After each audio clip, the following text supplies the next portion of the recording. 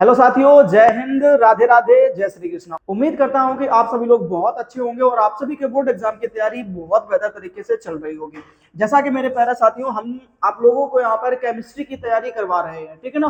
और आज हम आप लोगों के लिए शुरू करने वाले हैं केमिस्ट्री के ऑप्शनल यानी एमसीक्यू की सीरीज। ठीक, जैसा कि आप यहाँ पर देख पा रहे होंगे क्या कि most important MCQs for board exam. जी हाँ मेरे प्यारे भाई, कि इतने ज्यादा मोस्ट इंपोर्टेंट एमसीक्यूज हैं। अगर आपने ये पूरे के पूरे एमसीक्यू कर लिए, ठीक, यहाँ पर मैं आपको लगभग 100 प्लस क्वेश्चन करवाऊंगा, ये बात ध्यान रखना, ठीक है ना। 100 प्लस क्वेश्चन करवाऊंगा, ठीक। और ये जो 100 प्लस क्वेश्चन होंगे वो हमारे कम से कम 4 से 5 लेक्चर में होंगे भाई, ठीक है ना। ये बात आप अच्छे से ध्यान रखना, ठीक। तो एक लेक्चर में पॉसिबल नहीं है, हाँ, लेकिन मैं ये दावा करता हूं कि अगर आपने ये 100 जो मैं यहाँ पर आपको 100 प्लस ऑप्शनल क्वेश्चन करवाने वाला हूं, अगर ये आपने पूरे के पूरे क्वेश्चन कर लिए, ठीक है, तो मैं दावा करता हूं कि आप उन 70 नंबर में से, ध्यान रखना मेरे भाई, ठीक है ना, उन 70% नंबर में से, यानी जो आपका एग्जाम होना है प्रैक्टिकल को छोड़ करके, ठीक है, मैं दावा करता हूं कि आप कम से कम 50% नंबर लेकर के आओगे, ठीक है ना। यानी कहने का मतलब है कि उन 70 नंबर में आपके 50 नंबर ये फिक्स हो जाएंगे। ये बात आप अच्छे तरीके से ध्यान रखना मेरे भाई। 70 नंबर में आपके कितने, 50 नंबर आपके ऑटोमेटिक फिक्स हो जाएंगे। बोले भैया आते तो हमारे में 6 नंबर के ऑप्शनल है। सबसे बड़ी समस्या तो यही है ना कि बोलो कि भैया आते तो हमारे उसमें 6 ही ऑप्शनल है, ठीक, लेकिन आपने ये कैसे कह दिया कि हमारे 6 मतलब ऑप्शनल में 50 नंबर कैसे हो जाएंगे, ठीक। तो मैं ये बता रहा हूं आपको ना कि आप जब ये पूरे के पूरे 100 प्लस क्वेश्चन कर लोगे तो ये बात आप ध्यान रखना कि आपकी लगभग लगभग कम से कम 70 से 80%, ध्यान रखना मेरे भाई, क्या 70 से 80% केमिस्ट्री का रिवीजन हो जाएगा। ये बात आप ध्यान रखना, ठीक है ना। 70 से 80% केमिस्ट्री का रिवीजन हो जाएगा, इस बात को आप ध्यान रखना भैया, बात समझ रहे हो ना, ठीक। हाँ, यहाँ पर मैं केवल ये नहीं है कि क्वेश्चन देखा टिक लगाया आगे बढ़ गए, नहीं भाई, ठीक है ना। मैं हर एक ऑप्शन के बारे में डिटेल से बातचीत करूंगा, ठीक, ताकि आपको हर एक चीज बेहतर तरीके समझ में आए। इसीलिए हम एक लेक्चर में केवल 20 से 25 क्वेश्चन को ही सॉल्व करेंगे, ठीक है। हाँ, बस इतना ध्यान रखना आप लोग कि भैया आपको वीडियो को पूरा देखना, एंड तक देखना, चीजें समझ में आ जाएंगी, ठीक। हाँ, ये बात होती है कि अगर आपको 5-6 मिनट देखने के बाद चीजें पसंद आए तो ही आगे देखना, समझ रहे हो, या आपके पास में इतना डेडिकेशन हो कि हमने पूरा वीडियो देखेंगे और हमें ये 100 प्लस क्वेश्चन हमें पूरे करने ही करने इस सीरीज के, ठीक है, तो ही इस सीरीज के अंदर आगे बढ़ना मेरे भाई, नहीं तो छोड़ करके चले जाना, कोई जरूरी नहीं है सीरीज को देखना, ठीक। हाँ, लेकिन एक बात ध्यान रखना कि जब आप इस सीरीज को कंप्लीट कर लेंगे तब आप ये मान लेना कि आपके 50 नंबर फिक्स हो चुके हैं, केमिस्ट्री में कोई हिलाने वाला नहीं है। ये बात ध्यान रखना, ठीक है ना, क्योंकि मैं ऐसे वैसे नहीं, डिटेल में सारी चीजें सिखाऊंगा आपको, ठीक है। पूरी की पूरी केमिस्ट्री का लगभग 70 से 80% हिस्सा आपको यहाँ पर रिवीजन करने को मिलेगा, ठीक। अब देखते हैं, हम लोग क्वेश्चन की तरफ चलते हैं और बातचीत बाद में करते रहेंगे, ठीक है ना। चलिए, अब देखिए, जैसे मेरे पास में ये पहला क्वेश्चन आ गया भैया, क्या लिख रखा है इसमें, ध्यान से पढ़ो सभी लोग। कह रहा कि अणुसंग गुणधर्म है, निम्नलिखित में से अणुसंग गुणधर्म है, ठीक है। तो कौन सा अणुसंग गुणधर्म है ये आपको बताना है, ठीक। तो मैं आपको कुछ बातें बता दूं, जरा ध्यान रखना, ठीक है। सबसे पहले हम लोग यही बातचीत करें कि भैया ये अणुसंग गुणधर्म है क्या चीज, ठीक। तो तुम बोलोगे भैया कि अणुसंग गुणधर्म हम लोग कहते हैं किस चीज को है, बोलो फटाफट से, अगर किसी को कुछ याद है थोड़ा सा इसके बारे में तो बोले। अणुसंग गुणधर्म, ठीक है। तो आपको ध्यान रखना है क्या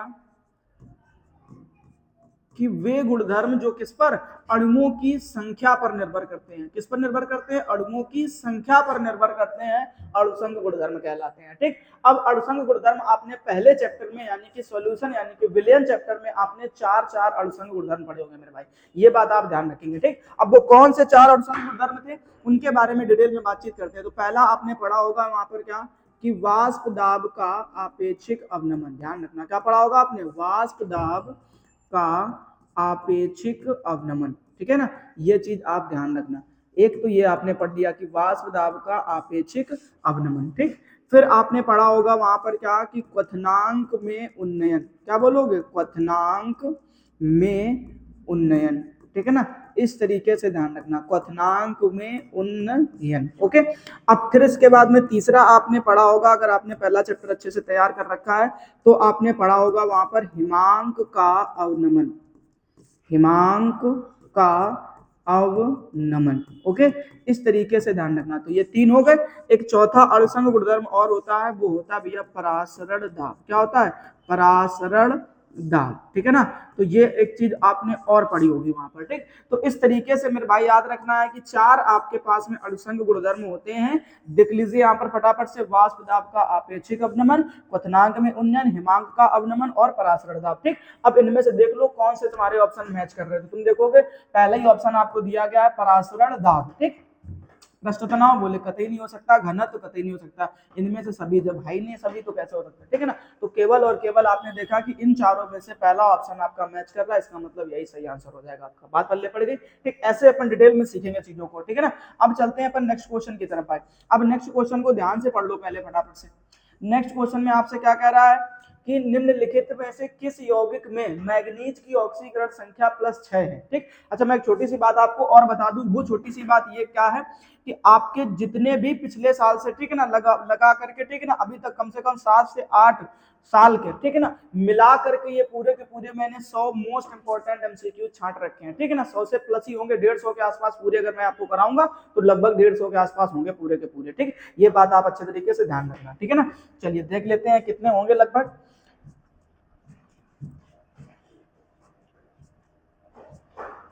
चलो ये देखो भाई, ठीक है ना। तो यहाँ पर देख सकते हैं आप, यहाँ पर कितने लगभग 150 क्वेश्चन है पूरे के पूरे। कितने क्वेश्चन है? 150 क्वेश्चन, ठीक। ये वो 150 क्वेश्चन है मेरे भाई जो मैंने जो है ना, ठीक, आपके जो पिछले कम से कम 6-7 सालों से सेट में पूछे गए क्वेश्चन है, ठीक। उन सभी क्वेश्चंस को मैं यहाँ पर उठा करके लेकर के आया हूँ मेरे भाई। अगर आपने केवल इतने सारे क्वेश्चन कर लिए तो यकीन मानिए, ठीक, आपके वो 6 नंबर तो कहीं जाने वाले नहीं है और लगभग आपकी 70 से 80% केमिस्ट्री रिवीजन भी हो जाएगी। ये बात ध्यान रखना, ठीक है ना। इसलिए ये सीरीज आपके लिए बहुत ज्यादा इंपॉर्टेंट होने वाली है। बशर्ते ध्यान ये रखना है कि ये सीरीज को पूरा कंप्लीट करना है। जो जो मैं वीडियो यहाँ पर लेकर के आऊँ, हर एक वीडियो को आपको पूरा एंड तक देखना है, चीजें बेहतर तरीके से सीख जाओगे, यकीन मानिए मेरे भाई, ठीक। अब चलते हैं अपन क्वेश्चन नंबर सेकंड की तरफ, ठीक। अब क्वेश्चन नंबर सेकंड में क्या कह रहा है जरा पढ़िए। निम्नलिखित में से किस यौगिक में मैग्नीज की ऑक्सीकरण संख्या +6 है? तो ऑक्सीकरण संख्या निकालने के लिए हमारे पास में क्या टेक्निक है, क्या जुगाड़ है, उस चीज को समझते हैं, ठीक। तो पहले हम लोग ऑप्शन नंबर ए को निपटाते हैं। अब ऑप्शन नंबर ए में आप देख पा रहे होंगे लिखा हुआ Mn2O3। अब इसमें मैग्नीज की पूछी गई है, ठीक। किसकी पूछी गई है भैया? मैग्नीज की पूछी गई है, ठीक है ना। और पूछी गई कितनी होनी चाहिए, तो बोला गया आपसे कि +6 होनी चाहिए। वो वाला एग्जांपल हमें बताना। तो कहते चलो करके देखते हैं, ऐसे कैसे पता चल जाएगा ना। सारे के सारे ऑप्शन क्लियर करते हैं। तो पहला हमने देखा ए नंबर जो ऑप्शन है उसको सॉल्व करते हैं। तो जिसके लिए पूछा जाता है ना मेरे भाई, उसको अपन मान लेते हैं एक्स। इसके कितने मॉलिक्यूल दिए गए? 2। तो इसी में 2 से मल्टीप्लाई करा दो, प्लस लगाओ, आगे बढ़ो। अब ध्यान रखना है कि इसके कितने मॉलिक्यूल दिए गए? 3 लिख दो, मल्टीप्लाई करा देते इसके ऊपर आवेश कितना होता है। सबको पता है ऑक्सीजन के ऊपर कितना चार्ज होता है, तुम बोलोगे या -2, ठीक है ना। तो ऐसे ध्यान रखना, बराबर में कितना लिख देना? 0। इसको कैलकुलेट कर लो तो 2x माइनस 3 दूनी 6 बराबर 0। उसको इधर लेकर के जाओगे तो क्या मिल जाएगा? 2x बराबर +6। अब 2 से निपटा दिया तो 2 तिया 6, यानी x बराबर तो कितना आ गया भैया? +3 आ गया। इसका मतलब हमारा ए नंबर ऑप्शन तो भैया क्लियर नहीं। बात समझ में आ रहा? ठीक, मतलब ये ऑप्शन सही नहीं। अब देखो ऑप्शन नंबर मेरे भाई बी। अब ऑप्शन नंबर बी में क्या कह रहा है, तो ध्यान से देखना भैया। K2Mn, ठीक है ना, ऐसे K2MnO4 ये है तुम्हारे पास में, ठीक है। अब इसमें मैग्नीज की निकालनी है। किसकी निकालनी है? मैग्नीज की। तो चलो पहले इसमें निपटाते हैं। तो इधर कितने मॉलिक्यूल दे रखे? 2। ध्यान रखना है इसके ऊपर चार्ज कितना होता है? +1। तो +1 से क्या करा दीजिएगा? मल्टीप्लाई करा दीजिएगा, ओके। अब अपन आगे चलते हैं। तो अब क्या करोगे भैया? इसके लिए निकालना है तो इसको x मान लो प्लस। अब इसके कितने मॉलिक्यूल दिए गए? बोले 4। मल्टीप्लाई करा दो जितना इसके ऊपर आवेश होता है। तो ऑक्सीजन के ऊपर कितना होता है? माइनस का डबल चार्ज होता है, ठीक है ना। बराबर में क्या लिख दीजिए भैया? 0। अब इसको कैलकुलेट करो तो 2 एकम 2 प्लस x और माइनस का कितना हो जाएगा? 8 बराबर में कितना हो जाएगा? 0। अब देखो 8 में से 2 चला गया तो यहीं पे घटा दोगे तो कितना बचेगा? -6 बराबर 0। अब मैंने कहा उधर ट्रांसफर कर दो तो x बराबर आ जाएगा +6। बात बनी कि नहीं बनी? बोलो फटाफट से। और यही तो हमसे पूछा गया है कि किस फॉर्मूले में जो है ना इस मैग्नीज के लिए ऑक्सीकरण संख्या कितनी निकल कर आनी चाहिए? +6 निकल कर आनी चाहिए, ठीक है। तो मेरे भाई यहाँ पर आपका जो ऑप्शन सही होने वाला वो कौन सा हो जाएगा? Second number. तो हमें आगे के ऑप्शन सॉल्व करने की जरूरत नहीं पड़नी चाहिए भाई, ठीक है ना। फटाफट से स्क्रीनशॉट ले लो, फिर अपन नेक्स्ट क्वेश्चन की तरफ चलते हैं। अब हमारा जो नेक्स्ट क्वेश्चन दिया गया है वो कह रहा है निम्नलिखित में से निम्नलिखित लिगेंडों में से कौन सा उभयदंती लिगेंड के समान व्यवहार करता है? एक इंपॉर्टेंट क्वेश्चन बनेगा, ध्यान रखना। ठीक, तो आपने पढ़ा है लिगेंड के बारे में, किसके बारे में? लिगेंड के बारे में, ठीक है ना। अब लिगेंड किसे कहते हैं तो सबको पता होना चाहिए कि जो केंद्रीय परमाणु को अपने इलेक्ट्रॉन युग्म दान कर देते हैं। क्या कर देते हैं? अपने इलेक्ट्रॉन युग्म दान करते हैं या दान करने की जिनमें क्षमता होती है, उन सबको हम लोग क्या कहते हैं? लिगेंड कहते हैं। ठीक, अब आपसे यहाँ पर जो लिगेंड पूछा गया है वो ये पूछा गया है कि हमें एक लिगेंड का नाम बता दो जो लिगेंड हमारा कैसा होना चाहिए? उभयदंती लिगेंड होना चाहिए। ठीक, जैसे पहला वाला ऑप्शन लिखा हुआ H2O, ये एक उदासीन लिगेंड में आता है। EN भी आपका कैसा है? एक उदासीन लिगेंड है। और NH3 भी कैसा है आपका? एक उदासीन लिगेंड है। ठीक, अच्छा अपन बातचीत करते हैं उस लिगेंड के बारे में जो किसका काम करता है? उभयदंती लिगेंड का। ठीक है ना भैया, किसका काम करे? उभयदंती लिगेंड। अब उभयदंती लिगेंड किसे कहते हैं? सबसे पहले तो ये आपको पता होना चाहिए ना मेरे भाई। तो उभयदंती लिगेंड हम लोग उनको बोलते हैं जिनके पास में दो दाता परमाणु होते हैं। कितने होते हैं? दो दाता परमाणु होते हैं। ये चीज ध्यान रखना। कितने परमाणु होने चाहिए दाता परमाणु? तो बोलोगे दो। तो जिनमें दो दाता परमाणु होते हैं वो क्या कहलाते हैं? उभयदंतुर लिगेंड। लेकिन एक बात और ध्यान रखना कि जिनमें दो दंतुर दाता परमाणु होते हैं वो चीज तो ठीक है, लेकिन हमेशा केंद्रीय परमाणु से कितने? एक उपसय संयोजी आवरण द्वारा जुड़े होने चाहिए, उनको हम लोग बोल देते हैं। ठीक, तो अब आप याद रखेंगे कि यहाँ पर ना तो ये ए नंबर सही है आपका, ना ये बी नंबर सही है, ना ये आपका डी नंबर सही है। ठीक है ना, क्योंकि ये देखो अगर मैं दंतुर के बाद बता सकता हूं तो ये आपका एक दंतुर लिगेंड हो गया, ये एक दंतुर लिगेंड हो गया भैया, ये द्विदंतुर लिगेंड है। कैसा है? द्विदंतुर लिगेंड है। ठीक है ना, हाँ दो दादा परमाणु है लेकिन ये उभयदंतुर लिगेंड नहीं है। उभयदंतुर का मतलब क्या होता है कि भले ही दो दाता परमाणु हो लेकिन केंद्रीय परमाणु से कितने? एक दाता परमाणु से जुड़ा होना चाहिए। ठीक, उसको अपन बोलते हैं उभयदंतुर लिगेंड। ठीक, तो ये द्विदंतुर लिगेंड है, ये बात सही है, लेकिन ये द्विदंतुर लिगेंड में दो ही दाता परमाणुओं से केंद्रीय परमाणु से जुड़ा होता है। ठीक, इसलिए ये द्विदंतुर लिगेंड यानी उभयदंतुर लिगेंड नहीं कहलाएगा। ठीक है ना मेरे भाई, तो यहाँ पर ऑप्शन नंबर आपका सही कौन सा हो जाएगा? NO2। क्या हो जाएगा? NO2। तो NO2 की जो दो मतलब ठीक है ना दाता परमाणु होते हैं वो कैसे होते हैं? तो आप ऐसे लिख सकते हो एक बार में NO2 और एक बार में इसको ऐसे लिख सकते हो ONO। तो इसकी ये दो शक्लें होती है। ठीक है ना मेरे भाई, तो ये हो गया तुम्हारा क्या? उभयदंतुर लिगेंड। ठीक, अभी मेरे ख्याल से आपको सारी चीजें एकदम से क्लियर हो गई होंगी उभयदंतुर लिगेंड के बारे में। ठीक है, अब देखते हैं मेरे भाई क्वेश्चन नंबर 4। तो कह रहा क्वेश्चन नंबर 4 में कह रहा एसिल क्लोराइड के रोजनमुंड अपचयन से होता है, मतलब क्या बनता है? ठीक, ये पूछा गया है। यहाँ पर ध्यान करो क्या लिखा हुआ है? Acyl chloride. तो एसिल क्लोराइड के रोजनमुंड अपचयन। अब आपने रोजनमुंड अपचयन अभिक्रिया अगर पढ़ी होगी तब आपको चीजें बेहतर तरीके से समझ में आएंगी, तब आपको बेहतर तरीके से चीजें याद होंगी, तो ही आप यहाँ पर कुछ बता पाएंगे मेरे भाई। ठीक, तो अपन शुरू करते हैं। कह रहा एसिल क्लोराइड। अब एसिल क्लोराइड किसको बोलते हैं? तो तुम बोलोगे RC डबल बॉन्ड O। क्या बोलना आपको? आर और फिर क्या लिखोगे? C डबल बॉन्ड O और यहाँ पे क्या लिख देना? X। ये हो गया एसिल क्लोराइड। और रोजनमुंड अपचयन, अपचयन का मतलब होता है हाइड्रोजन के साथ में अभिक्रिया। ठीक, हाँ इसमें उपस्थिति याद रखना, हम लोग लेते हैं पलाडियम तथा बेरियम सल्फेट की। किसकी लेते हैं? पलाडियम तथा बेरियम सल्फेट की मेरे भाई उपस्थिति ली जाती है। ठीक, अब इसमें करना कुछ नहीं होता है कि तुम्हें एक चीज ध्यान रखना है कि यहाँ से x को एक h दे देना है, वो बाहर हो जाएगा। तो क्या लेकर के बाहर हो जाएगा? तुमने बोला भैया HX। अब एक किसको जोड़ देना है? SC को जोड़ देना है। तो तुम देखोगे कार्बन के साथ जोड़ोगे तो आप देखेंगे कि RC डबल बॉन्ड O और यहाँ पे क्या बन जाएगा? H। ठीक, तो ऐसी शकल को मेरे भाई क्या कहा जाता है? तो सबको पता होना चाहिए जो CHO ग्रुप होता है वो किस चीज का होता है? तो बोलोगे भैया तो एल्डिहाइड ग्रुप का होता है। किस चीज का होता है? एल्डिहाइड ग्रुप का होता है। ठीक है ना, तो मेरे ख्याल से आपको चीजें समझ में आ गई होंगी, तो आप यहाँ पर सही कर सकते हैं ऑप्शन नंबर फर्स्ट, यानी कि एल्डिहाइड मिलता है। क्या मिलेगा आपको? एल्डिहाइड मिलेगा। ठीक है ना भाई, फटाफट से स्क्रीनशॉट लो और ये रोजनमुंड अपचयन अभिक्रिया आपके हिसाब से सही हो जानी चाहिए। ठीक है ना, चलते हैं अब नेक्स्ट क्वेश्चन देखते हैं मेरे भाई। अब नेक्स्ट क्वेश्चन में जो आपसे पूछा गया है वो क्या है? देखो ध्यान से, कह रहा निम्नलिखित में से कौन आइसोसाइनाइड परीक्षण देता है? ये बात ध्यान रखना। क्या कह रहा है? आइसोसाइनाइड। अब अगर मैं आपको थोड़ी सी बातें यहाँ पर समझाऊं कि ये जो आइसोसाइनाइड की अगर मैं बातचीत करूं, ठीक, तो ये जो आइसोसाइनाइड है ना, इसी को हम लोग बोलते हैं कार्बिल एमीन। क्या बोलते हैं भैया? कार्बिल एमीन बोलते हैं। बताओ जरा ध्यान से, कोई समस्या किसी को? इसी आइसोसाइनाइड को क्या बोला जाता है? Carbyl amine. ठीक, तो आपने कार्बिल एमीन अगर अभिक्रिया पढ़ी होगी तब आपको ये चीज बहुत अच्छी तरीके से पता होगी कि यहाँ पर केवल और केवल कौन से 1 डिग्री एमीन ही, यानी कि प्राथमिक एमीन ही ये कार्बिल एमीन अभिक्रिया देते हैं, यानी कार्बिल एमीन परीक्षण या आइसोसाइनाइड परीक्षण देते हैं। ठीक है ना, ना 2 डिग्री काम में आता है, ना 3 डिग्री काम में आता है, ना कोई और चीज काम में आती है। ठीक, अब अगर हाँ ये जरूरी चीज है कि हम लोग कैसे इस कार्बिल एमीन अभिक्रिया को समझ सकते हैं। ठीक, तो इस कार्बिल एमीन अभिक्रिया को समझने के लिए आपको ध्यान रखना है मेरे भाई क्या कि आप यहाँ पर लेंगे 1 डिग्री एमीन, तो ये हो गया आपका क्या 1 डिग्री एमीन, ठीक है ना। अब इस 1 डिग्री एमीन की जो है ना आपको अभिक्रिया किसके साथ में करानी होती है, तो तुम बोलोगे भैया CHCl3 यानी कि क्लोरोफॉर्म के साथ में। किसके साथ कराओगे, क्लोरोफॉर्म के साथ में, ठीक। अच्छा, क्लोरोफॉर्म के साथ साथ आपको क्या करना है, एक क्षार भी लेना होता है। क्या लेना होता है, क्षार, ठीक है ना। कोई एल्कोहलिक क्षार, मैंने कहा KOH ले लेना। क्या ले लेना, KOH, ठीक। अब इनमें से क्या करना है, इनको गर्म कर देना है। तो हमने कितने मॉलिक्यूल के साथ गर्म करना होता है, तो बोलोगे 3 मॉलिक्यूल के साथ में। बात समझ में आ गई, बोले ठीक है। अब क्या करना था, जैसे इसको तीनों बार में लिखना है तो आप ऐसे अलग अलग 3 बार लिख सकते हैं KOH करके, ठीक है ना। अब मैंने आपसे कहा है काम करो जरा और इस चीज को समझने की कोशिश करना ध्यान से, ठीक। तो हमने कहा यहाँ से एक जल का मॉलिक्यूल ऐसे बाहर निकाल, तो बोले कोई दिक्कत नहीं है, ठीक। एक ये H उठा लो और यहाँ से क्या उठा लो, OH, तो जल के 2 मॉलिक्यूल बाहर हो गए। तीसरा यहाँ से H2 ले लो और ये वाला चौथा क्या ले लो, O ले लो, तो 3 जल के मॉलिक्यूल बाहर हो गए।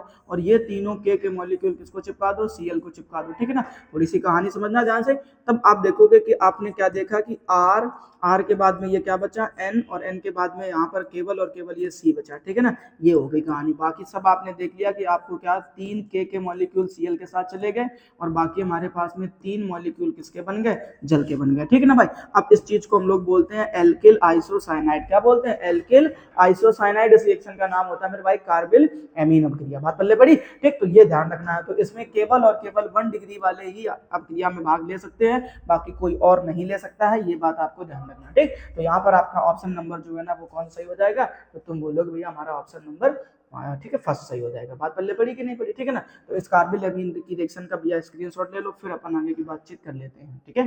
चलो अच्छा, अभी नेक्स्ट क्वेश्चन देख लेते हैं, ठीक है ना। अब नेक्स्ट क्वेश्चन जो आपको दिया गया है वो यही दिया गया है, कह रहा है क्या, क्वेश्चन नंबर 6। अब क्वेश्चन नंबर 6 में पढ़ो जरा ध्यान से, कह रहा है न्यूक्लिक अम्ल में न्यूक्लियोटाइड। अब ध्यान रखना क्या कह रहा है, न्यूक्लिक अम्ल में न्यूक्लियोटाइड आपस में जुड़े होते हैं। तो न्यूक्लियोटाइड जो होते हैं वो आपस में किस आबंध के द्वारा जुड़े होते हैं, ये आपसे पूछा गया, किस बॉन्ड के द्वारा जुड़े होते हैं, ठीक। तो पहली चीज तो ये समझ लो कि न्यूक्लियोटाइड किसको कहते हैं। तो न्यूक्लियोटाइड में आपको 3 नाम याद रखना होता है, ठीक। एक होता है फास्फेट, क्या होता है, फास्फेट, ठीक है ना, ऐसे ध्यान रखना। तो न्यूक्लियोटाइड में आपको ध्यान रखना ये हो गया फास्फेट, ठीक। अब फास्फेट के साथ में ऐसे ध्यान रखना, ठीक है ना। फास्फेट से जुड़ा होता है क्या, शर्करा। क्या जुड़ा होता है मेरे भाई, शर्करा जुड़ा होता है, ठीक है ना। और इसी शर्करा से फिर तुम्हारा इधर की तरफ क्या जुड़ा होता है, क्षारक। क्या जुड़ा होता है बेटा, क्षारक जुड़ा होता है, ठीक। ऐसे याद रखना। फिर वही पुरानी कहानी कि इस शर्करा से फिर आगे कौन जुड़ा होगा, तो बोलोगे फास्फेट जुड़ा होगा, ठीक है ना। और फिर इस फास्फेट के साथ में कौन जुड़ा होगा, तो बोलोगे शर्करा जुड़ा होगा, ठीक। और शर्करा के बाद में फिर इधर पे क्या जुड़ा होगा, तो बोलोगे क्षारक जुड़ा होगा। बताओ कोई समस्या। तो ऐसे फास्फेट शर्करा क्षारक, फास्फेट शर्करा क्षारक की ऐसी बड़ी लंबी कहानी बनती है, ठीक। तो ये जो आपको बॉन्ड दिखाई दे रहे हैं भैया, क्या दिखाई दे रहे हैं, ये जो बॉन्ड आपको दिखाई दे रहे हैं, इन बॉन्ड का नाम होता है मेरे भाई क्या, फास्फोडाइएस्टर आबंध। क्या होता है, फास्फोडाइएस्टर आबंध, ठीक। तो यहाँ पर आपका ऑप्शन नंबर सही हो जाएगा सेकेंड, फास्फोडाइएस्टर आबंध के द्वारा जो न्यूक्लियोटाइड होते हैं वो आपस में जुड़े होते हैं, ठीक है ना। चलो भाई फटाफट से इसका भी स्क्रीनशॉट लो, फिर नेक्स्ट क्वेश्चन की तरफ कहानी बढ़ाते हैं, ठीक है ना। चलिए अब अपन देखते हैं नेक्स्ट क्वेश्चन को। अब नेक्स्ट क्वेश्चन मेरे भाई ध्यान से समझना क्या दिया गया है, किसी विलयन के अनुसंग गुणधर्म निर्भर करते हैं। अभी थोड़ी देर पहले आपने पढ़ा था, पहला क्वेश्चन रिपीट कर गया फिर से, ठीक है ना। अब उस बार कुछ अलग पूछा गया था, इस बार थोड़ा अलग पूछ लिया है, तो हमने वहां पर भी आपको क्लियर करके बता दिया कि जो अनुसंग गुणधर्म है वो किस बात पर निर्भर करते हैं, तो बोलोगे भैया कणों की संख्या पर। किस पर निर्भर करते हैं, संख्या पर। बाकी सब में देख लीजिए, इधर भी प्रकृति, इधर भी प्रकृति, ठीक है ना, और इधर भी प्रकृति, ठीक। तो तीनों में प्रकृति दे रखे है ना, तो ये प्रकृति वाले ऑप्शन तो कभी सही नहीं हो सकते। तो इसका मतलब है ऑप्शन नंबर हमारा 7 का फर्स्ट हो जाएगा सही, ठीक है ना मेरे भाई। चीजें क्लियर हुई कि नहीं, पहले ये बताओ जरा ध्यान से। अगर चीजें समझ में आ गई हैं तो फिर कोई दिक्कत नहीं है, ठीक। अब कह रहा है क्या, अब क्वेश्चन नंबर 8 में कह रहा, ठीक है ना, पोटेशियम परमैंगनेट में मैग्नीज की ऑक्सीकरण संख्या बतानी है। बहुत आसान सा काम है, KMnO4, ठीक। अभी थोड़ी देर पहले मैंने आपको निकालना सिखाया था, कोई समस्या नहीं है मेरे भाई। किसके बारे में पूछा गया है, तो पूछा गया बोले एक्स के बारे में, तो पहले किसको निपटा देते हैं, के को। तो के ऊपर तो +1 का चार्ज होता है, इसको क्या मान लेना है तुम्हें, एक्स मान लेना, प्लस आ जाओ। अब इस पे कितना चार्ज है, बोले 4 है, ठीक है ना। अब इधर ध्यान रखना माइनस का 2 होता है, तो -2 से मल्टीप्लाई करा दो, बराबर में कितना लिख दो, 0 लिख दो, ठीक है ना मेरे भाई। अब क्या करोगे, तो बोलोगे यहाँ पे 1 है, 1 है और प्लस में क्या है इधर पे x है और ये माइनस का कितना हो जाएगा 8 हो जाएगा बराबर में 0। ठीक, एक घटा दोगे तो क्या मिलेगा x माइनस 7 बराबर 0 और जब आगे और सॉल्व करोगे तो x बराबर आ जाएगा प्लस का 7। है कोई ऐसा ऑप्शन? तो बोलोगे भैया बिल्कुल दिख रहा है ऑप्शन नंबर 4 सही हो जाएगा आपका यहाँ पर। ठीक है, यानी कि प्लस का 7 कैसे निकाला देख लिया आपने, फटाफट से स्क्रीनशॉट ले लो, फिर नेक्स्ट क्वेश्चन की तरफ बातचीत कर लेते हैं। अब नेक्स्ट क्वेश्चन मेरे भाई ध्यान से देखो। अब कह रहा है क्या कि मैं कोबाल्ट, ठीक है ना, हाँ सही तो है ना, कोबाल्ट की उपसह संयोजन संख्या ज्ञात कीजिए। कोबाल्ट की उपसह संयोजन संख्या, उपसह संयोजन संख्या किसे कहते हैं? तो मेरे भाई ध्यान रखना है क्या, लिगेंड के दाता परमाणुओं की संख्या को हम लोग क्या कहते हैं? उपसह संयोजन संख्या कहते हैं। सुनना ध्यान से, क्या कि लिगेंड के दाता परमाणुओं की संख्या को ध्यान रखना मेरे भाई, क्या कि लिगेंड के दाता परमाणुओं की संख्या, लिगेंड के दाता परमाणुओं की संख्या को हम लोग क्या कह देते हैं? कोऑर्डिनेशन नंबर यानी कि उप सह संयोजन संख्या कह देते हैं। बताओ जरा ध्यान से, कोई समस्या किसी को? ठीक, तो अब इसका जो कोऑर्डिनेशन नंबर है यानी उप सह संयोजन संख्या है वो कितनी होगी? तो क्वेश्चन को पढ़ो जरा ध्यान से। तो क्वेश्चन में लिख रखा है उसने क्या, CONH4 है, NH4 नहीं होता भाई, ठीक है वो मिस्टेक हो गया, NH3 और इसके बाद यहाँ पे क्या लिखा है? फुल 4 और इधर पे लिखा हुआ है Cl2 और उसके बाद आप यहाँ पर देखेंगे क्या लिखा हुआ है Cl। ठीक है ना मेरे भाई? तो अब आपको याद रखना है कितने, अब लिगेंड किसे कहते हैं? तो इस केंद्रीय परमाणु से जुड़े हुए जो भी आसपास लिगेंड है ना उनको हम लोग लिगेंड कह देते हैं। ठीक, जैसे यहाँ पर देखो कितने लिगेंड जुड़े हैं, 4, और ये कितने जुड़ गए? तो बोलोगे तो जैसे मैंने इसकी संरचना बनानी है तो आप ऐसे बनाओगे संरचना, ठीक है ना, ऐसे संरचना बनाओगे आप, बात समझ रहे हो ना? तो क्लोरीन के कितने मॉलिक्यूल दिख रहे हैं? तो बोलोगे 2, तो ऐसे क्लोरीन लिख दिया। ठीक, और उसके बाद में NH3 के कितने मॉलिक्यूल दिख रहे हैं? बोले भैया हमें 4 दिख रहे हैं, तो आप NH3 के ऐसे 4 एमीन के 4 मॉलिक्यूल जोड़ दोगे। ठीक है ना? अब जरा देखो ध्यान से, तो टोटल आपको लिगेंडो की संख्या कितनी दिख रही है? तो बोले भैया 4 इधर हो गए, 2 इधर हो गए, 6 हो गए टोटल। ठीक, तो यहाँ पर आप उप सह संयोजन संख्या क्या बोलेंगे? 6 बोलेंगे। ठीक है ना? तो यानी इसका मतलब है आपका ऑप्शन नंबर 4 सही हो जाएगा इस क्वेश्चन के लिए, ये बात ध्यान रखना। ठीक, फटाफट से स्क्रीनशॉट लेते रहना अपना जल्दी जल्दी से, ठीक है ना, और अपन थोड़ा सा स्पीड में क्वेश्चन को सॉल्व करते हैं। ठीक, अब हमसे देखो ध्यान से क्या कह रहा है कि इटार्ड अभिक्रिया में टालुइन को बेंजल डिहाइड में ऑक्सीकृत कैसे करते हैं? ठीक है ना, टालुइन इटार्ड अभिक्रिया में टालुइन को बेंजल डिहाइड में, देख लो जरा ध्यान से। तो सबको पता है, पहले तो टालुइन समझ लो, टालुइन क्या होता है? तो बोलोगे भैया ये हो गया हमारे पास में क्या, बेंजीन समूह के ऊपर CH3, इसको अपन टालुइन कह देते हैं। ठीक, अब क्रोमिल, अब इसमें इटार्ड अभिक्रिया में हमें करना क्या होता है? तो आप बोलोगे क्रोमिल क्लोराइड यानी कि CrO2 Cl2, और इसके साथ साथ हमें लेना पड़ता है कार्बन डाई सल्फाइड। ठीक है ना, और इसके साथ साथ हमें क्या कराना होता है? इसका जल अपघटन, ठीक, ऑक्सीकरण जिसको बोल सकते हो। ठीक है ना, तो अब यहाँ पर ध्यान रखना ये इस तरीके से किसमें ऑक्सीकृत हो जाता है? तो बोलोगे भैया बेंजाइल डिहाइड में, और बेंजाइल डिहाइड क्या होता है? तो इसको बोलते हैं CHO। ठीक है ना, बेंजीन के ऊपर क्या हो जाए? CHO जुड़ जाए तो क्या कहलाता है? बेंजाइल डिहाइड कहलाता है। ठीक है ना मेरे भाई? तो इस रिएक्शन का नाम होता है इटार्ड अभिक्रिया, फटाफट से नोट कर लो, इटार्ड अभिक्रिया। ठीक है ना, ये समझ में आ गई होगी आपको। ठीक, तो तुम यहाँ पर ध्यान दोगे कि भैया ऑप्शन नंबर 2 यानी कि क्रोमिल क्लोराइड द्वारा, क्या बोलोगे? क्रोमिल क्लोराइड के द्वारा ये CHO ग्रुप में ऑक्सीकृत हो जाता है, यानी बेंजाइल डिहाइड में ऑक्सीकृत हो जाता है। ठीक है ना, अब चलते हैं अपन नेक्स्ट नंबर क्वेश्चन। अब नेक्स्ट क्वेश्चन जो है हमारा कह रहा है बेंजीन डाइएजोनियम क्लोराइड की अभिक्रिया क्षारीय माध्यम में फिनॉल से होने पर प्राप्त होता है। इधर देखो ध्यान से, ठीक, बेंजीन डाइएजोनियम, ये क्या होता है? तो तुम बोलोगे भैया बेंजीन डाइएजोनियम हम लोग कहते हैं किसको? BDC को। ठीक है ना, और BDC क्या होता है हमारा? तो ऐसे ध्यान रखना आपको, ये हो गया हमारा BDC का फॉर्मूला। ठीक है ना, बेंजीन समूह के ऊपर आपको क्या देखने को मिलेगा? NH2 ग्रुप देखने को मिलेगा। तब आप बोलेंगे कि भैया ये हमारा किसका हो गया? तो बोलोगे भैया BDC का फॉर्मूला हो गया। इतनी बात पल्ले पड़ेगी? बोले ठीक है कहानी। अब क्या करना है? इसको फिनॉल के साथ जोड़ना है। तो फिनॉल क्या होता है? तो सबको पता अच्छी तरीके से, ये हो गया हमारे पास में बेंजीन, और बेंजीन के ऊपर अगर हमने OH लिख दिया तो ये क्या कहलाएगा? हमारा फिनॉल कहलाएगा। बात पल्ले पड़ी कि नहीं पड़ी? बोलो फटाफट से, है ना? तो ये अब हमारे पास में क्या हो गया? फिनॉल। ठीक, अब इस फिनॉल को हमें जो है ना कह रहा क्षारीय माध्यम में गर्म कर देना। एक चीज ध्यान रखो कि इन सभी कार्बन के पास में क्या क्या होता है? एक हाइड्रोजन होता है।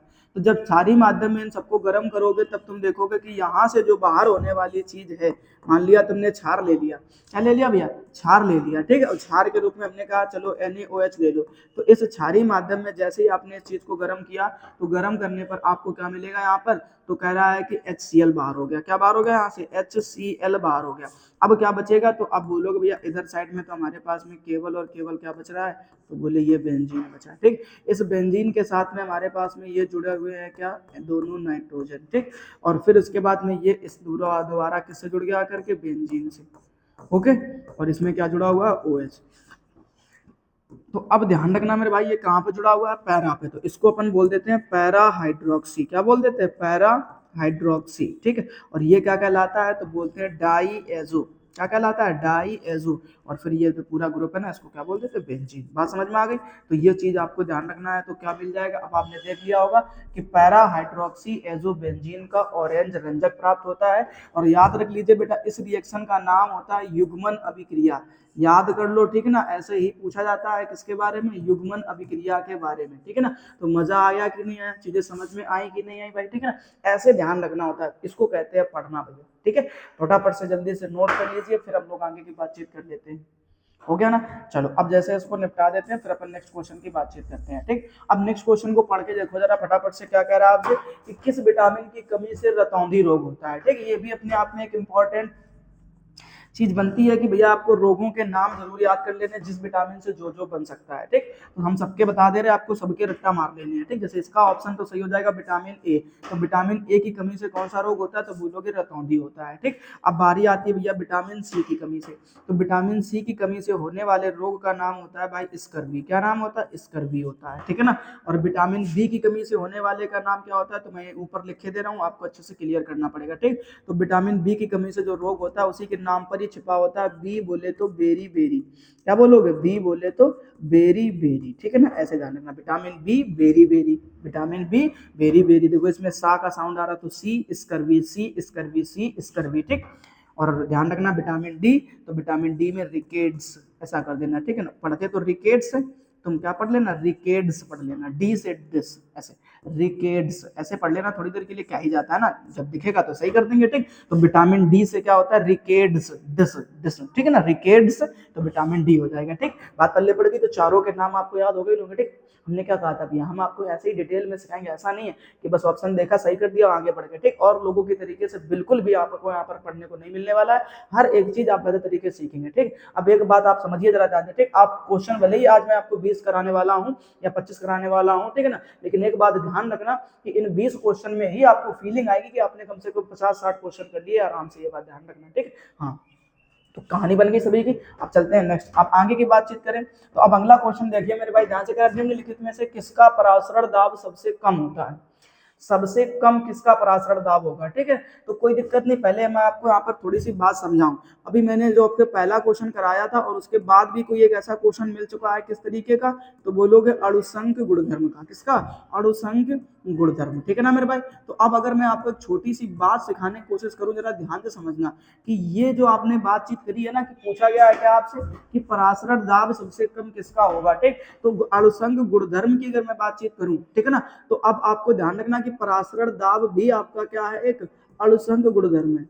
समझ रहे हो ना? क्या है? एक आपका अणुसंख गुणधर्म है। ठीक, तो परासरण दाब कम किसका होगा? तो जिसके अणुओं की संख्या सबसे कम होगी उसका ही परासरण दाब सबसे कम होगा। क्यों? क्योंकि ये क्या है? एक अणुसंख गुणधर्म है। ठीक है ना मेरे भाई? ऐसे क्वेश्चन बनाए जाते हैं, आराम से बना पाओगे। ठीक, तो मैंने कहा पहले वाले का जरा एग्जांपल लिखो। तो कह रहा पोटेशियम क्लोराइड। ठीक है ना? अब इन दोनों को अलग अलग करेंगे भैया जली विलयन में, तो क्या मिलेगा आपको? के का प्लस मिलेगा, सीएल का माइनस मिलेगा। ठीक, तब आपने देखा कि आपके पास में अणुओं की संख्या कितनी निकल कर आ गई? 2। स्वर्ण विलयन इसको छोड़ दो अभी। ठीक, आगे बातचीत करते हैं मैग्नीशियम क्लोराइड।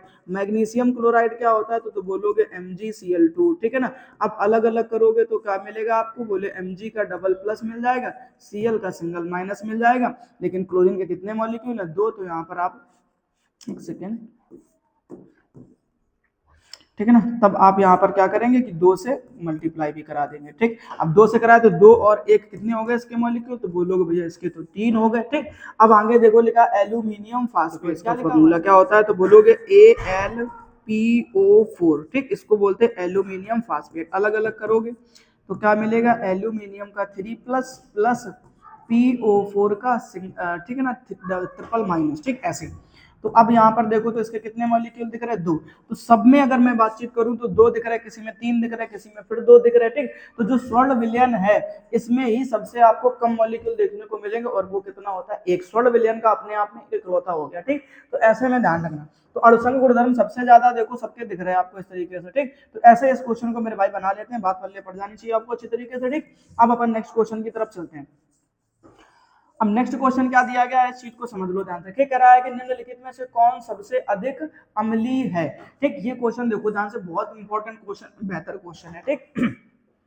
अगर मैं आपको सबसे ज्यादा समझाऊं तो ना, तो आप बोलोगे ये सबसे ज्यादा अम्लीय तो ये बड़ा आदमी होता है, कार्बोक्सिलिक ग्रुप वाला, ठीक है ना। ये कहीं दिख जाए तो समझ लेना कि इसी के बारे में ही कहानी हो रही कहीं ना कहीं, ठीक।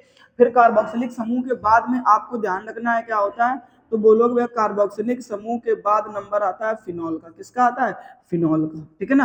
फिनॉल के बाद में नंबर किसका आता है, तो बोलोगे भैया फिनॉल के बाद में नंबर आता है एल्कोहल का, फिर जल का, और फिर लास्ट में किसका चला जाएगा, तो ईथर का, ठीक है ना। ऐसे। तो अब एक बात ध्यान रखो कि आपने देख लिया कि सबसे ज्यादा अम्लीय कौन होता है, कार्बोक्सिलिक, उसके बाद नंबर किसका आता है, फिनॉल का, ठीक है ना। फिर आपका कोई दूसरी चीज, जैसे मैं आपको बताऊं एल्कोहल, और फिर मैं आपको बताऊं तो जल भी हो सकता है, और फिर ईथर भी हो सकता है, ठीक। तो यहाँ पर देखो जल हो गया आपका, तो जल तो फिर कम है, ठीक है ना।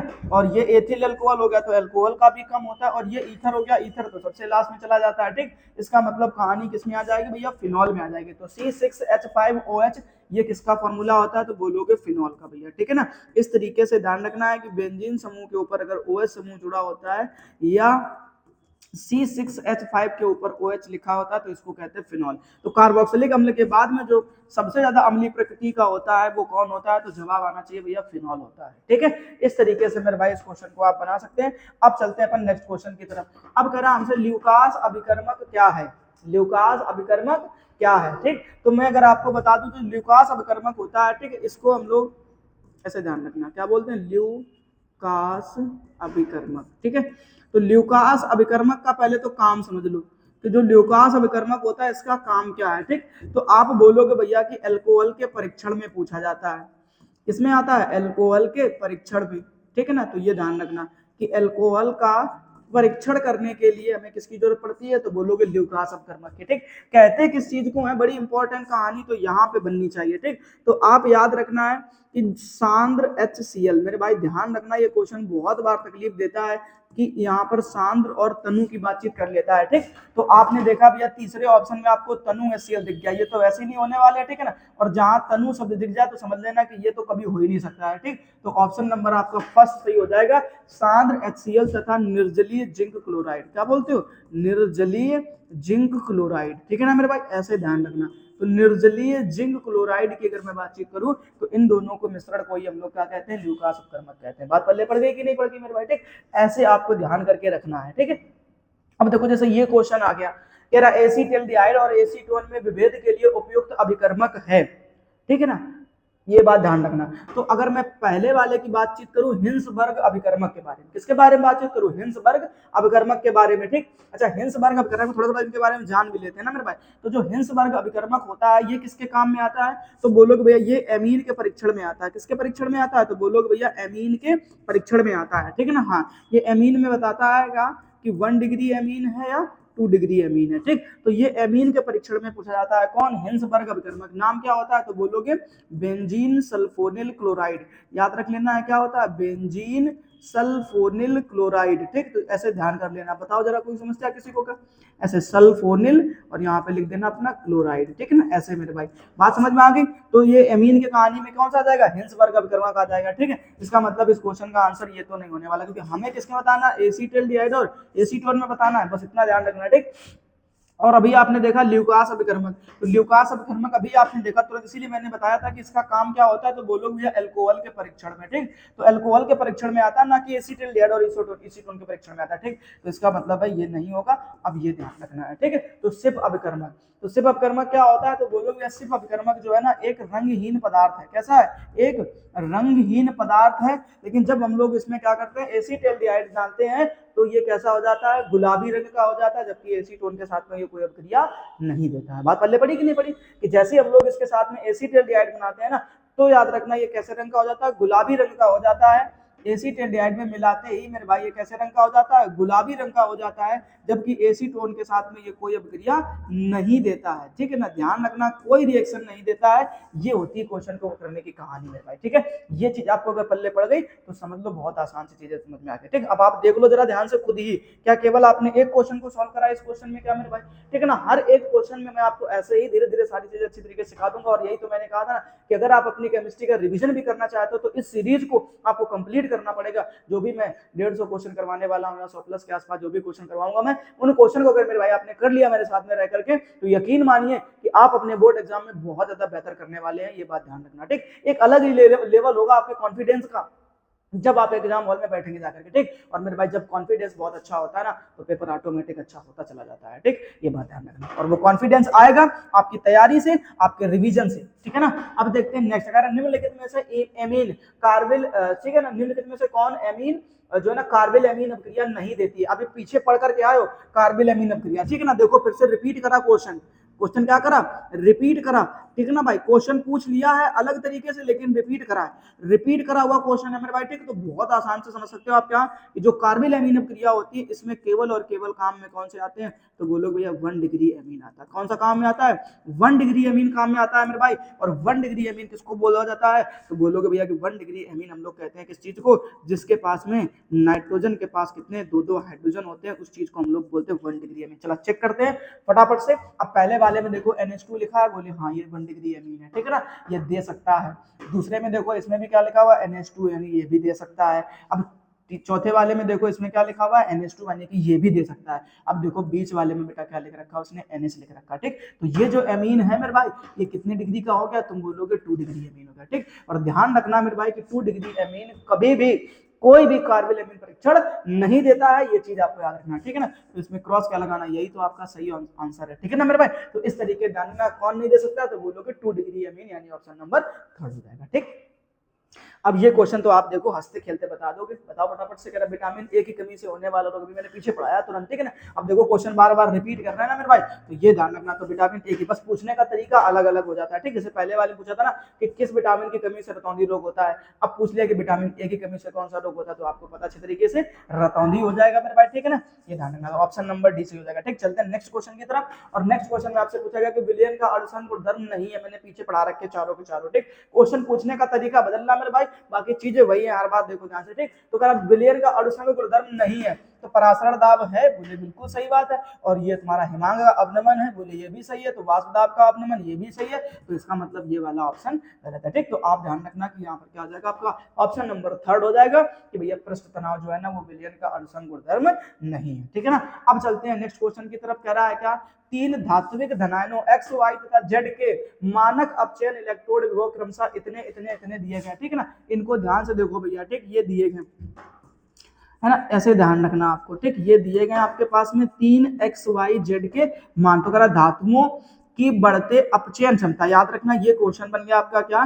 कि अपचयन क्षमता के बढ़ते क्रम में लिखना, अपचयन क्षमता का बढ़ता क्रम लिखना है मेरे भाई। ठीक है ना, तो बढ़ता क्रम का मतलब क्या होता है, जिसका सबसे ज्यादा होगा उसको तुम्हें पहले लिख देना है। ठीक है ना, फिर ऐसे लिख देना है, बात समझ रहे हो ना, तो ऐसे लिखना है। तो अब अपन ये कैसे पता करें? ठीक, तो एक मेरी छोटी सी बात ध्यान रखना, अगर आपने वैद्युत रासायनिक श्रेणी पढ़ रखी है ना मेरे भाई, क्या पढ़ रखा आपने, वैद्युत रासायनिक श्रेणी अगर आपने पढ़ रखी है, तो फिर मेरे भाई आप ये क्वेश्चन बहुत बेहतर तरीके से कर पाएंगे। ठीक है ना, मैंने अपने ठीक है ना, मैंने अपने चैनल में इस वैद्युत रासायनिक श्रेणी को बहुत बेहतर तरीके से समझाया है। ठीक है ना, जहां पर मैंने हार्दिक पांड्या और नताशा के बारे में बताया है आपको। ठीक है, उनका ब्रेकअप कैसे क्या हुआ। ठीक, और विराट कोहली और अनुष्का भाभी की बॉन्डिंग कितनी बेहतर क्यों है, तो ध्यान रखना है कि इन सब चीजों को लेकर के अपने आप को वैद्युत रासायनिक श्रेणी समझाया है। ठीक है, फिलहाल यहाँ पर आते हैं तो आपको एक चीज समझनी पड़ेगी कि वैद्युत रासायनिक श्रेणी में जब हम लोग ऊपर से नीचे की तरफ चलते हैं तब अपचयन क्षमता का मान क्या होता है, घटता चला जाता है। क्या हो जाता है, घटता चला जाता है। ठीक, दूसरी चीज ध्यान रखना है कि अपचयन क्षमता का मान घटता है। अब हमारा काम जो है ना, जब हमें कोई चीज ऊपर दिखती है तो वो प्लस का 3.05 या 25 के आसपास होती है। ठीक, सॉरी माइनस में, किसमें होती है, माइनस में। ठीक है ना, इस चीज को ध्यान रखना, ऊपर कोई चीज कैसी होती है, माइनस में होती है। ठीक है, तो ये ध्यान रखना, तो माइनस का 3.25 के आसपास होता है। जब नीचे आते हैं तो हम लोग ठीक है ना, कहाँ पर, यहाँ पर 0 हो जाती है। ठीक, और 0 के बाद में नीचे आते आते यही चीज क्या हो जाती है कि प्लस का 0.25 के प्लस का 2.05 के आसपास हो जाती है, ठीक है। तो इसका मतलब समझना कि अपचयन क्षमता ऊपर से नीचे आने पर क्या हो रही है, घट रही है, ठीक। ये आपको ध्यान रखना, ये इसका कॉन्सेप्ट होता है, ठीक। अपचयन क्षमता क्या होती है, घटती है, ठीक। अब अपचयन क्षमता अगर घटती है, तुमसे पूछा गया कि बढ़ते क्रम में लिखना है, तो इसका मतलब ध्यान रखना है कि जो सबसे ऊपर है ना मेरे भाई, जो सबसे ऊपर है वो सबसे ज्यादा किसका है, माइनस का है। ध्यान से देखो, जो सबसे ऊपर है वो सबसे ज्यादा माइनस का है, और ध्यान रखना उसकी अपचयन क्षमता भी सबसे ज्यादा है। तो इन तीनों में जो सबसे ज्यादा माइनस का होगा वही उसी की अपचयन क्षमता सबसे ज्यादा होगी, तो बढ़ता क्रम पता चल जाएगा। तो ध्यान से देखो, सबसे ज्यादा माइनस का कौन है, तुमने बोला भैया हमारे पास में माइनस का 3.03 वोल्ट है, और ये किसके लिए बोला गया है, तो बोलोगे वाई के लिए बोला गया, ठीक। तो देखो भैया तीनों ऑप्शन, चारों ऑप्शन में वाई पहले किसमें दिख रहा है, तो वाई पहले दिख रहा है किसमें, सेकंड नंबर में। आंसर आ गया, बस खत्म कहानी, ठीक। पहले पढ़ी। अच्छा, अगर और भी चेक करना है, अगर मान लो 2 में हमारा y आ जाता तो फिर आगे भी चेक कर लेते, ठीक। अब उससे कम माइनस वाला ढूंढो, उससे कम माइनस वाला ढूंढो मेरे भाई, क्योंकि नीचे की तरफ आ रहे हो, वैल्यू बढ़ रही है, जीरो होगी, जीरो के बाद में प्लस हो गई, ठीक है। तो अब तुम उससे कम माइनस वाला ढूंढो, तो उससे कम माइनस वाला मेरे भाई देखो ध्यान से, ये जेड की कहानी दी गई है, ठीक। तो जेड की कहानी लिख दो, अब जेड भी तो इसी में है, ठीक। अब लास्ट में क्या हो जाएगा, एक्स हो जाएगा। बात पहले पढ़ी कि नहीं पढ़ी। इस तरीके से मेरे भाई क्वेश्चन करे जाते हैं, वैकल्पिक क्वेश्चन, ऐसा नहीं केवल पढ़ा टिक लगा दिया आगे बढ़ गए, ठीक। ऐसे पढ़ने का क्या फायदा, फिर तो रट्टा मारना होगा ना, रट्टा नहीं मारते मेरे भाई, चीजों को समझते हैं। मैंने हर एक क्वेश्चन में आपको एक अलग तरीके से कुछ ना कुछ नया कॉन्सेप्ट सिखाया है, ठीक है। तो अगर वीडियो आपको पसंद आया है तो वीडियो को लाइक जरूर कर दीजिएगा मेरे भाई, ठीक। और हर रोज की तरीके से मैं आपसे एक प्यारे से कमेंट की उम्मीद करता हूं। तो अगर आपको चीजें बेहतर तरीके से समझ में आ गई हैं तो उस हिसाब से कमेंट करिए, ठीक। और अगर नहीं समझ में आई है या कोई आपका डाउट रह गया है तो उस हिसाब से आप हमको कमेंट बॉक्स में अपने डाउट को लेकर कमेंट करिए, ठीक है ना। लेकिन कमेंट जरूर करके जाइएगा मेरे भाई, ये बात आप ध्यान रखना, ठीक। और अगर चैनल पर पहली बार आए हुए हैं, चैनल को सब्सक्राइब कर लीजिए ताकि ये सीरीज आपको पूरी की पूरी कंप्लीट करने को मिल जाए, ठीक है। आज के लिए केवल इतना ही। जय हिंद, राधे राधे, जय श्री कृष्णा। हम लोग फिर से मिलेंगे इसके नेक्स्ट लेक्चर में, तब तक के लिए अपना ख्याल रखना और अच्छे तरीके से अपने बोर्ड एग्जाम की तैयारी को बनाए रखना, ठीक है ना मेरे भाई।